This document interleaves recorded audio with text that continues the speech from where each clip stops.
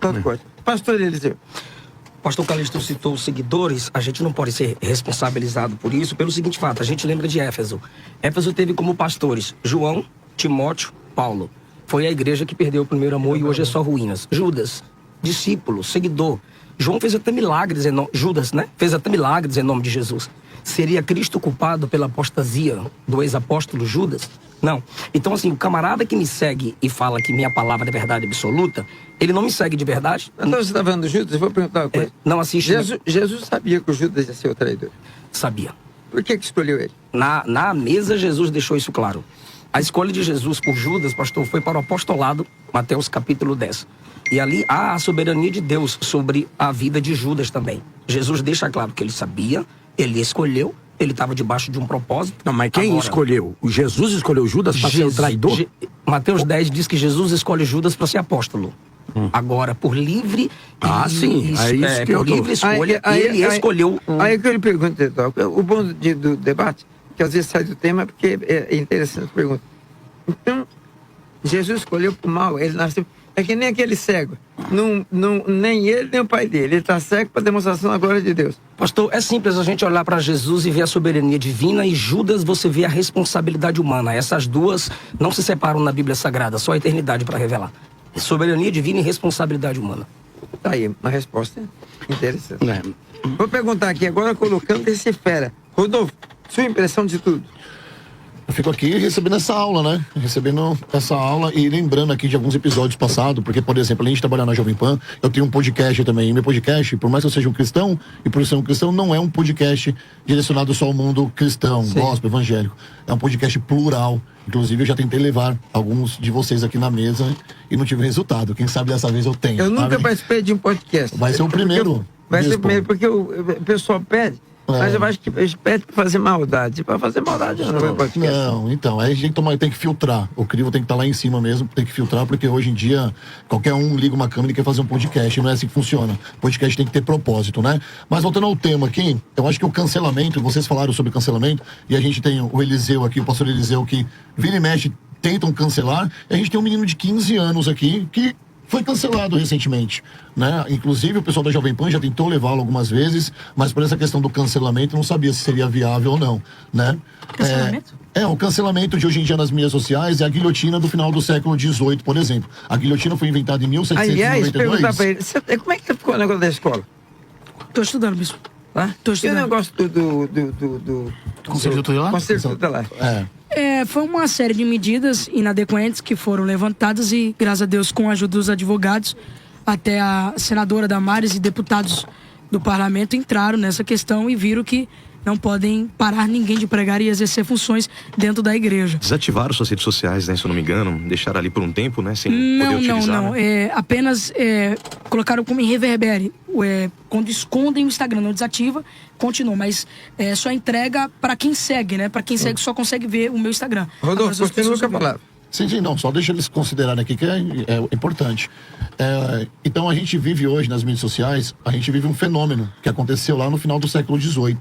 Em 1792, a guilhotina foi inventada. E a guilhotina de hoje é o cancelamento. E nós, por sermos cristãos, nós somos perseguidos o tempo inteiro. O tempo inteiro, por tudo que a gente fala. Então o pastor hoje não pode ter um carro do ano, o pastor não pode ter um relógio, o pastor não pode ter, sei lá, o direito a férias com a família no resort. A igreja, que é uma igreja continental e mundial, não pode ter um avião. Então, aí é que tá, as pessoas esquecem da história, né? E aqui eu vou ter como tese o Miguel, porque o Miguel foi fruto de estudo para muitos cristãos. Né? A galera colocando, Jesus não pregou quando o menino, quem é um irresponsável, quem é esse pastor Marcinho por deixar esse menino pregar e pedir dinheiro e ficar falando em outras línguas, mas assim, o Conselho Tutelar veio à tona, mas esqueceu da periferia, que aí a gente tem cerca de milhares e milhares de crianças que estão agora nesse momento a serviço do tráfico de drogas e sem frequentar uma escola, e se preocuparam com a escola do menino, você entende? E aqui eu quero fazer uma ressalva, que quando surgiu esse negócio de ter king, ter power, não sei o quê, eu me concentrei ali com os meus pastores e pedi a opinião deles. E como é importante você ter a direção certa, principalmente daqueles que seguem a Jesus de verdade. E nenhum deles crucificou o menino. Nenhum deles crucificou, olharam por uma outra ótica. Então é muito importante as pessoas que a gente anda, os líderes que a gente tem. Interessante isso que você está falando. Claro. Apesar de tudo, Eu não vi nenhum pastor pegando contra mim, não. Eu vi muitos pastores Eu vi o pegando contra eles. Silas, e o Silas falando uma coisa, mas não atingia ele de cara. Não atingia ele de cara. Né? Não, mas o que o Silas fala? Eu respeito muito o Silas. O Silas me arrebentou uma vez e depois veio pedir perdão. Não faz Então, parte. mas é o modo operante dele, né? Vamos respeitar. Mas a questão é, a internet, hoje, ela é basicamente a vitrine social para as pessoas. Tendo em vista agora que o Donald Trump... Eu chamo de palco de idiotas. Olha só, o Donald Trump, ele colocou agora uma questão muito interessante para quem quer tirar o visto americano. Quando você for fazer a sua entrevista para o visto americano, as suas redes sociais, elas têm que estar abertas. Você não pode deixar sua rede social privada. E se você estiver falando mal do governo americano, ou tiver postado alguma coisa que seja ilícita aos olhos deles... Ou estiver sendo amigo dos inimigos. Amigos dos inimigos, provavelmente, se você for uma pessoa de esquerda e tiver lá a foto do Lula ou qualquer outra questão assim, automaticamente você está proibido de entrar nos Estados Unidos. Ou seja, a mídia social está tomando uma proporção que nós nem sabíamos como seria isso. O senhor permite uma fala? Bispo, Claro. O senhor sabe, a pastora Carla foi do meio financeiro. Hoje os grandes bancos, uma das coisas mais principais na contratação, principalmente em cargo de confiança, como é gerente, essas coisas, a primeira coisa, o primordial que eles analisam é a mídia social da pessoa. E não é à toa que tem o LinkedIn. O LinkedIn é uma mídia social para quem quer ingressar no meio corporativo. As pessoas não É o olham currículo digital, né? É o currículo digital. As pessoas não olham o seu Instagram, não olham o seu Facebook. Você tem LinkedIn? Abre o seu LinkedIn e seu currículo tá lá, com as pessoas que você trabalhou. Ou seja, a mídia social, ela já é uma realidade. E quem não se alfabetizar, quem não for letrado nisso, futuramente vai pastar. E aí a gente traz pro nosso meio gospel, pro nosso meio evangélico, né? A responsabilidade do que é dito no altar, a responsabilidade de como da sua conduta social, ela é muito importante, porque o mundo continua perseguindo a gente, cristão, e muito mais. Então hoje você trabalha essa perseguição com humor, hoje você trabalha essa perseguição com Bíblia, hoje você carrega trata essa perseguição com fé. Porém, sempre vai existir as pessoas que vão olhar por um outro prisma. Então, o pastor Eliseu, falou uma coisa lá, pastores vão achar que ele está com uma heresia. Porque o entendimento da Bíblia... Você já foi vítima dessa internet doida? Muitas vezes. Posso contar um caso aqui? Claro, eu sou a favor do direito, né? Eu sou jornalista, não de formação, porque minha formação é publicidade e propaganda, com viés em jornalismo. Mas eu me formo agora em direito. Então, na política, o meu viés, ele é sobre o direito. Não importa se a pessoa está sendo de esquerda ou de direita, a gente vai defender aquilo que é bom para o povo. Então a gente tem sempre uma ótica de olhar a necessidade e as pautas que são pautadas e que estão em evidência. E eu, uma vez, estava defendendo a questão da questão do julgamento do Bolsonaro. Eu estava na Dirce, na Alameda Santos, que é um bar onde todo mundo almoça ali, do Pânico e da Jovem Pan. Uma mulher passou e me deu uma garrafada na cabeça. Ela abriu a janela e me deu uma garrafada. Aí eu olhei assim, ela, bolsonarista, não sei o que lá. Falei, meu Deus do céu, a troca do que isso, a dificuldade de aceitar a diversidade. Exatamente, vira e mexe. Por exemplo, agora eu postei uns stories aqui com o Miguel, dizendo que eu sempre fui um defensor, porque não menino, né? E se a gente não tiver cuidado com o que a gente fala, ao invés da gente ter um canhão a favor de Jesus, a gente pode ter um menino que pode ser um depressivo amanhã, que pode ser um menino que vai esconder seu talento, porque isso aqui é talento. Isso aqui, de verdade, é dom. E dom é algo que Deus deu e não é revogável. Ele deu, ninguém tira. Né, cara? Então, já tá aqui na minha internet. Não acredito que você tirou foto com ele, que você postou um vídeo com ele. Eu falei, gente, são pessoas que me seguem, que são pessoas, mas que a gente não tem um domínio sobre as pessoas que estão do outro lado. É uma loucura. Você entendeu? Então, assim, eu faço meio termo aqui porque eu sou um defensor da internet.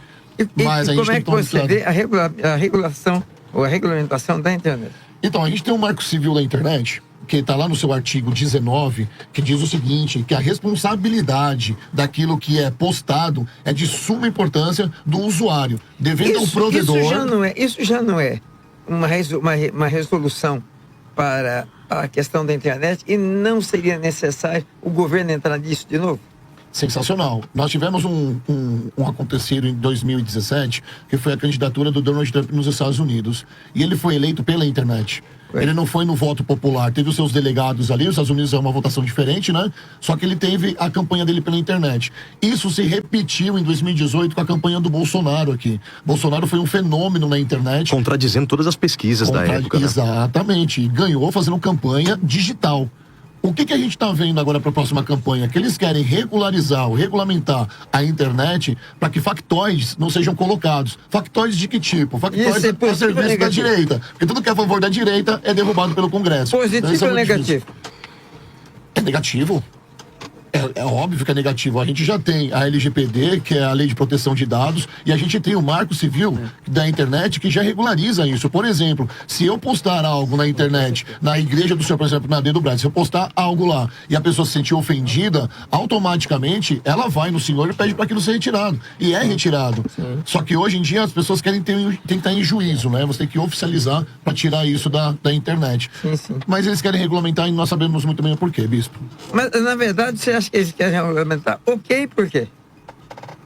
Porque, eu, sinceramente, eu não estudei esse assunto. Não, muito bem. Mas é tudo uma questão política, tá? Não é preocupado se existe pedofilia, se existe falsos profetas, se existe crime. Não tem nada a ver com isso. Não tem nada a ver com a preocupação com o trabalho infantil ou o trabalho análogo à escravidão. Nada disso. Eles estão preocupados com o que vai ser postado politicamente. Nós estamos aqui hoje numa política extremamente contundente que está se inclinando ao abismo com a questão da esquerda no nosso país. E eu não quero fazer programa político aqui, tá? Mas só ressaltando que não consegue ter a língua digital ainda. Nós sabemos que a esquerda no país ele é muito forte em outras raízes, mas a internet para eles ainda é uma dificuldade. E nós temos a direita com meninos. Nicolas Ferreira, por exemplo, com 33 anos, que é um fenômeno nas redes sociais. Nós temos o Miguel Oliveira, que se um dia for candidato a alguma coisa, o menino tem 1.300.000. Já tem uma oratória sensacional. É um perigo para eles isso aqui. Então tudo que ele for falar ou for dito por ele futuramente, vai ser cerceado. Mas isso não seria o preço da grandeza? Porque assim, de certa forma, tudo bem. A gente sabe que não tem como você se responsabilizar pelo que as pessoas falam. Mas chega um certo momento da sua influência que você não tem nem essa condição. Sim. Porque quando você consegue lidar com algumas questões ali, quando você está crescendo, tudo, você consegue dar conta de tudo isso. Mas a partir de um momento, você não consegue mais dar conta. Então, eu acredito que sim, é completamente triste e nós rechaçamos totalmente todo tipo de perseguição contra quem quer que seja. Mas eu acredito que seja um pouco do preço que se paga por ser grande. Não, mas de certa forma. Não, tudo bem. Mas a gente tá falando você vai ter gente contra você. Tudo bem, mas a gente está falando de uma perseguição política, por exemplo, tá? A gente tá falando a gente fala de uma perseguição política, porque não cabe a nós. São 11 ministros não, é que você citou o Miguel. Sim. Não é uma perseguição política. Não, ainda. Eu falei, se ele se posicionar... Eu me posicionei há 2 dias... Eu votar no futuro. Eu falei, ainda, não falei hoje. Eu me posicionei há 2 dias atrás e comentei sobre o Lula querer dar jabuticaba pro Trump para resolver a taxação. Em 1 hora bateu 600 mil, em 1 hora saiu em 3 páginas. Então, mais de 4 mil comentários. Todo mundo me batendo por eu ter 15 anos e falando politicamente. Então, concordo realmente com o senhor. Eles estão com medo. Eles têm medo disso. Essa é a questão. Porque eles sabem que se os crentes chegar lá, vai ter problema para eles. Vamos então pro outro lado. Vamos lá. A internet, nós estamos falando aqui das pessoas que falam mal da gente. Mas e dos pastores que usam a internet só para pôr coisa que escândalo no mundo? Por exemplo, o cara se veste de Fred Flintstone. Como é que é? Se vestiu de Fred Flintstone. A outra esposa se joga no tanque. Eliseu, coisa que não tem nada a ver com a Bíblia. Isso denigra o evangelho. A gente fica tudo numa vala rasa. Mas antes do pastor Eliseu falar, só colocar uma razão. A internet também é palco para todo mundo. Essa é a grande questão. Nós vivemos um país, bispo e pastor Eliseu, onde 37% das pessoas são analfabetos funcionais. Em 2006, foi estabelecida uma lei, Isso tem cura? Foi sancionada uma lei em 2006 que o aluno ele não repetia mais de ano, a não ser por falta. Ele passava automaticamente. E hoje nós temos um retrato muito ruim, porque você prega uma coisa e as pessoas não têm hermenêutica, elas não entendem o que você está pregando. Você tem que às vezes desenhar para essas pessoas quem foi Davi, que Davi foi chamado lá nos seus 13 anos para ser pastor, mas que ele não foi pastor automaticamente, ele não foi homem, teve um tempo para maturar. E as pessoas não entendem muitas vezes o que vocês estão pregando, vocês pastores, que têm uma grande responsabilidade. E isso causa o quê? Causa grande heresia. É pastor com calça apertada, sapato sem meia e camiseta colada no corpo. É mulher com aqueles vestidos colados com silicone e colocou hidrogel no quadril. É pastor que, sei lá, a gente tá dando palco para essas pessoas. E quem são as pessoas que olham para essas pessoas e têm como referência? São pessoas que não entendem do que estão se alimentando. Nenhuma. Exatamente. Rodolfo, só um adendo. Eu acho que a internet Ao passo que ela é a ferramenta que às vezes fere a fé de alguém, fere, né, a crença de alguém. Não, mas- ela mas também aí- é a ferramenta pela qual a pessoa pode ser curada e alcançada também. Não, Amém, claro. Eu com acho que se certeza. o ponto vem de um lugar, o contraponto Não, mas é ideal que venha do mesmo lugar. a questão, o lado bom, Concordo plenamente. o lado bom é maravilhoso. Uhum. Agora, a questão é a desgraça que viraliza, que faz a gente virar, O que mais viraliza é a desgraça. e que daí a gente passa a gente virar o que nunca fomos. Pessoal, Bispo, aí cabe a pergunta. Pelo engajamento, vale tudo? Vale. eu descobri agora. É resenha, tô brincando, gente. Tô Eu brincando. descobri agora. Eu descobri no velório da minha esposa. Vale tudo por um like. O cara ter um like, vale tudo. O cara dizer que eu sou o dono do cemitério da Consolação, que tem é de 1.800. Bispo, o senhor aceita no arroba, um jazigo pra mim, no arroba. Bispo, Pastor, é um absurdo. Tô de resenha, isso. tô de a resenha. nossa preocupação aqui... Ganha dinheiro em cima disso? A nossa... Falou comigo, Edu? O quê? É um arroba? Ganha dinheiro em cima disso? Na arroba é visibilidade, né? Visibilidade. Visibilidade, assim... Bora lá. Então, desculpa interromper. Então quer dizer, sem nenhuma ética, arrebenta quem quiser que arrebentar. Vale tudo. Vale tudo. Pastor, a questão é que a gente parece... E a grande maioria que faz isso são os desigrejados. Tá aí a questão que o senhor encaminhou a minha fala. A nossa preocupação deveria ser com os crentes, não com os ímpios. Os ímpios são mentirosos. Jesus disse em João capítulo 8 que os ímpios fogem da verdade porque eles cumprem o desejo do pai deles, que é o diabo. É normal. Sempre haverá dois tipos de pessoas na terra, desde Caim e Abel. Dentro das nações, Deus tinha Israel. Temos os falsos profetas e os verdadeiros, falsos apóstolos e verdadeiros. Então, como aqui somos pastores e cristãos, a nossa fala deve ser direcionada aos crentes. O ímpio pode mentir, você não. O ímpio é natural caluniar, você não. O ímpio pode viver de corte isolado, você não. Você é crente. Então, se você tem uma página na rede social, você deve ter a ética cristã ali. A ética cristã deve pautar nossas postagens. Isso tem que ir para os nossos púlpitos. Por isso que o senhor perguntou, tem jeito? Eu digo que tem. O evangelho é transformador. Agora, os pré-reformadores usavam popularidade para quê? Para colocar as escrituras no seu devido lugar. Os reformadores usaram popularidade para quê? Para colocar as escrituras no seu devido lugar e libertar as pessoas da escravidão, da idolatria. Pastor, eu não vou dar o nome aqui, para não dar a ele o direito da resposta. Abertamente estou falando isso. Tem agora um pastor que foi muito famoso no passado. Muito famoso. Teve um problema da vida dele, e eu não entro nisso. Teve o segundo casamento, uma barba enorme aqui embaixo. Só que agora, ele tem uma coisa. Ele tem um programa só para meter o pau em crente. Não dá para entender. Como é que pode um cara que já foi... Meu Deus, cara que foi conhecedor profundo da Bíblia, era um dos maiores pregadores desse país. Ele faz um programa só para descer o cacete de pastor. Como é que pode isso, senhor? Jesus avisou sobre esse tipo de gente, que o amor se esfriaria. Paulo avisou sobre esse tipo de gente. Estão se cumprindo as escrituras. Eles são cumprimento das escrituras e nós precisamos cumprir as escrituras com a ética cristã. Então, se eles mentem de lá para cá, a única arma da igreja é falar a verdade daqui para lá.